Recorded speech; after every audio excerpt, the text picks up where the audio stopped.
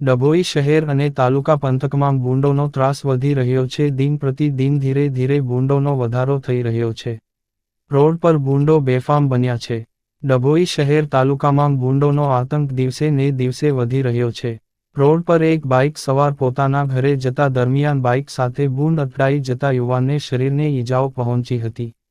આવા બનાવો ડભોઈ બજારમાં કોઈ નવાઈની વાત નથી.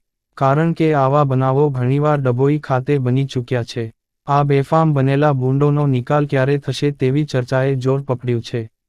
પરંતુ સરકાર આ નુકસાનકારી ભૂંડોને દૂર કરવા માટે કોઈ કાર્યવાહી કરવા તૈયાર નથી. તેમજ તાલુકામાં ખેતરમાં તૈયાર થયેલા પાકના ખેતીને નુકસાન કરતા હોય. મોંઘવારીમાં લોકો માંડ પોતાની જરૂરિયાતો પૂરી કરતા હોય છે. અને આવી મોંઘવારીની પરિસ્થિતિમાં આ નુકસાનકારી ભૂંડનો ત્રાસ વધ્યો છે. તો સરકાર અને તંત્ર આ ભૂંડોના નિકાલ માટે જાગે અને જેના પણ ભૂંડ હોય તે માલિક સામે કડક કાર્યવાહી કરે અને આવા ગંદકી કરતા નુકસાન કરતા ભૂંડોનો નિકાલ કરે તેવી ડભોઈ અને તાલુકા અને ગામના નાગરિકો અને ખેડૂતોની માંગ છે. રિપોર્ટર ફઝલ રજા ખત્રી, GPK ન્યૂઝ.